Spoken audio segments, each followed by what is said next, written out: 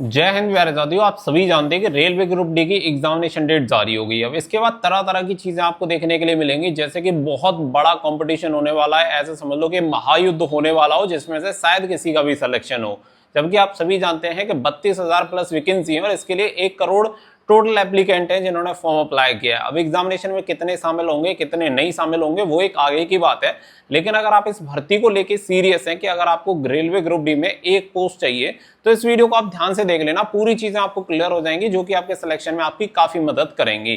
तो यहाँ पे अगर मैं बात करूं तो ओवरऑल ये सारी चीजें आपको पता ही है कि कितने फॉर्म भरे गए हैं, कितने कैंडिडेट हैं। अब इसके बाद बात आती है कि इसकी तैयारी की कि किस तरीके से तैयारी कर सकते हैं और क्या वास्तव में अगर अभी हम तैयारी करें तो सिलेक्शन हो सकता है। क्योंकि 17 नवंबर से आपका एग्जाम स्टार्ट होने वाला है, तो हम लमसम ये मान के चल सकते हैं कि 60 से 65 दिन का समय हमारे पास बचा हुआ है जिसमें हमें तैयारी करनी है।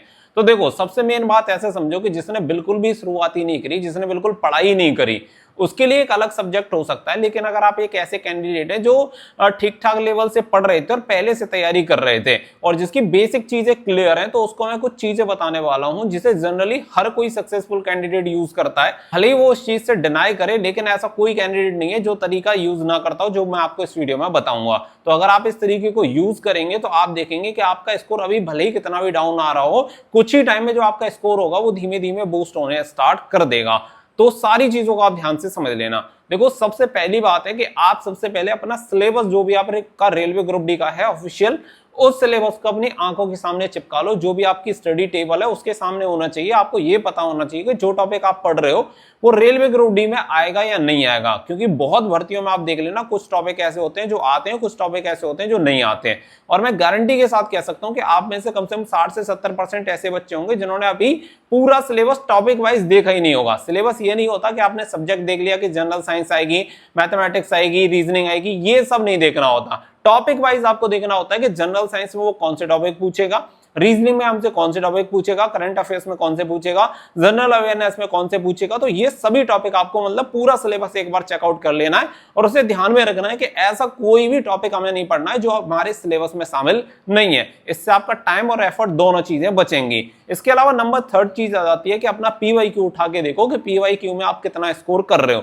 पीवाईक्यू आप सभी को एक तरह से ऐसे समझ लो कि एनालिसिस के तौर पे रहेगा कि स्टार्टिंग में हमें सारी चीजें लगभग क्लियर हो जाएंगी कि एग्जैक्टली क्या आता है एग्जाम में और क्या नहीं आता है। तो ये जरूरी रहता है कि आप पहले पीवाईक्यू एक बार जरूर ट्राई कर लें जिससे कि आपको ये सारी चीजें क्लियर हो जाएं। तो 2 पॉइंट आप सभी के हो गए। नंबर 3 जो टॉपिक आता है वो आता है आपका मॉक टेस्ट लगाना। मॉक टेस्ट लगाना एकदम ऐसे समझ लो कि यही है मेन की जो आपको सिलेक्शन दिलवाएगी। आप सभी जानते हैं जितना ज्यादा रिवीजन उतना ज्यादा सिलेक्शन के चांस। अब रिवीजन भी एक सही तरीके से अगर आप करते हैं तो आपके लिए बढ़िया है, नहीं करते हैं तो फिर कोई फायदा नहीं है, क्योंकि आप केवल किताबों को पीट रहे हैं और समय काट रहे हैं तो उसका कोई फायदा नहीं है। अब देखो, मॉक टेस्ट के लिए अगर मैं बात करूं, दुनिया भर के प्लेटफॉर्म है, आप जो चाहें यूज कर सकते हैं, बट अगर मैं आपको रिकमेंड करूं तो एक रिलायबल प्लेटफॉर्म होना चाहिए जहां से आप अच्छे तरीके से तैयारी कर सकते हो और अच्छा कंटेंट आपको मिल जाए। इसके लिए आपको Testbook one of the best platform हो सकता है जिससे आप रेलवे के साथ साथ अन्य सभी एग्जामिनेशन की तैयारी कर लोगे। अब रेलवे में रिसेंटली फ्यूचर ऑफिसर सेल भी चल रही है जिसमें केवल 571 रुपए में आप सभी को yearly test book pass pro मिल जाएगा और पास प्रो मैक्स चाहिए तो आपको 701 रुपए में मिल जाएगा। इसके लिए जाके आप एनरोल कर सकते हैं। कूपन कोड आपको यूज करना है SDR।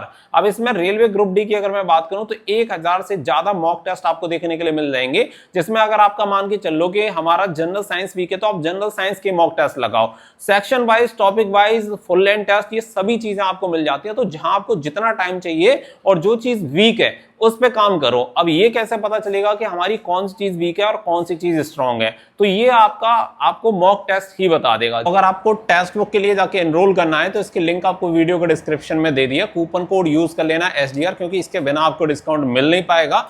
तो फटाफट से जाके एनरोल कर लो ताकि आप रेलवे के साथ साथ आने वाले जितने भी अपकमिंग एग्जामिनेशन है उन सभी की तैयारी अच्छे तरीके से कर पाएं और अपनी एक सीट कंफर्म कर पाएं, क्योंकि मॉक टेस्ट के लिए one of the best platform आप सभी को इंडिया में ये मिल जाता है। जैसे आपने पहला मॉक टेस्ट लगाया, 100 क्वेश्चन आ रहे हैं। अब 100 क्वेश्चन के लिए सबसे पहली चीज याद रखो, जितना टाइम आपको दे रखा है उतना ही टाइम उसमें मिलेगा, लेकिन इसमें ईमानदारी होनी चाहिए। ईमानदारी ये कि आप एक भी क्वेश्चन इधर उधर से नहीं देखोगे कि आपने नकल मारी और काम चला लिया। अगर ऐसे कर रहे हो तो जिंदगी में सिलेक्शन नहीं होगा, क्योंकि आप अपना बिल्कुल एग्जैक्ट एनालिसिस कभी कर ही नहीं पाओगे। तो सबसे बढ़िया तरीका यह है कि जब आप मॉक टेस्ट लगाएं पूरी ईमानदारी से दो, जैसे कि आप एग्जामिनेशन हॉल में बैठ के दे रहे हो। इसमें तुक्के आपको बिल्कुल मारने नहीं है, क्योंकि इससे हमें ये एनालिसिस करना है कि हमें आता क्या है और क्या नहीं आता। जब आप उसे कंफर्म कर दें, टेस्ट आपका हो जाए, उसके बाद ये देखो कि आपने तुक्के तो मारे नहीं थे, अब इसमें ये देखना है कि आपने गलतियां कौन सी की, क्योंकि वो बहुत नियर बाई क्लोज चीजें होंगी जो आपको आती होंगी, लेकिन कहीं ना कहीं आपसे मिस हुई, जिसकी वजह से गलतियां हुई। तो पूरा जब आप पेपर एनालिसिस करोगे तो सबसे पहले अपनी गलतियों को एनालिसिस करना है और उन सभी टॉपिक को क्लियर करना है, और जो आपसे गलतियां हुई जिसकी वजह से आपको डाउट था वो सभी क्लियर कर लो, जिससे कि इन फ्यूचर जब वो टॉपिक आपके किसी भी मॉक टेस्ट में आए तो उससे कोई भी क्वेश्चन गलत नहीं होना चाहिए। सेम इसी तरीके से हम मान के चलो आपने 100 में से 60 क्वेश्चन किए थे, जिसमें से 10 गलत थे, वो आपने एनालिसिस कर लिए, 50 आपके सही थे। अब बाकी के बचे 40 जो आपने छोड़ दिए थे, और ये ऐसे टॉपिक हैं जो आपको बिल्कुल भी नहीं आते हैं। अब यहाँ पे आपको काम करना है, और यहाँ पे काम इस तरीके से करना है कि एक एक टॉपिक आपको क्लियर करना है। अगर कोई भी टॉपिक आपका, जैसे ही मान लो टाइम एंड वर्क में आपसे गलतियां हो रही हैं, और जिस टाइप के क्वेश्चन है टाइप वाइज बुक उठाओ और वहां पे जाके देखो कि कहां पे गलतियां हो रही हैं। बुक से वो पूरे टॉपिक आपने क्लियर करे, और बुक से टॉपिक क्लियर करने के बाद फिर मॉक टेस्ट आप लगा सकते हो उसी टॉपिक का। तो इससे आपकी जो चीजें हैं वो एकदम क्लियर हो जाएंगी, और आपको प्रैक्टिस करने के लिए भी टाइम मिल जाएगा, और उस प्रैक्टिस से वो सारी चीजें आपकी क्लियर हो जाएंगी। इसके लिए देखो, जब आप मॉक टेस्ट लगा रहे हैं तो 1 घंटा मॉक टेस्ट में दे रहे हो, तो इसके बाद जरूरी है कि आप उसे 2 से 3 घंटे में एनालिसिस करें। मोस्ट ऑफ कैंडिडेट ये करते हैं कि मॉक टेस्ट का जितना टाइम होता है, मॉक टेस्ट दिया, स्कोर देगा, बात खत्म। अगर आप ऐसे दे रहे हैं तो मॉक टेस्ट देने का फिर कोई भी फायदा नहीं है।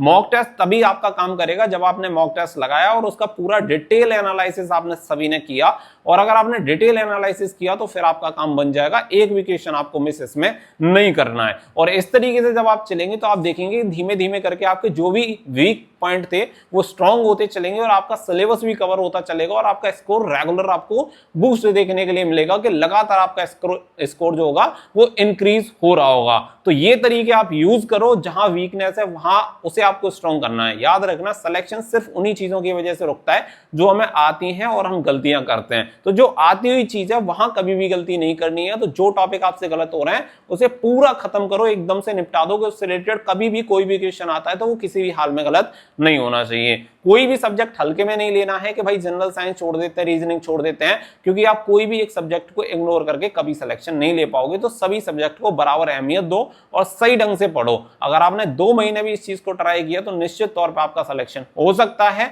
बशर्ते आप चीजों को फॉलो करें और सही तरीके से स्टडी करें। उम्मीद करता हूं कि ये वीडियो आपको स्टडी में जरूर मदद करेगी। अपना सिलेबस आज ही चिपका लेना, कमेंट करके बताना कि कितने लोगों ने पहले से अपना सिलेबस देखा हुआ है। तो मिलते हैं नेक्स्ट वीडियो में, फिलहाल के लिए बस इतना ही। So thank you for watching. जय हिंद, जय भारत।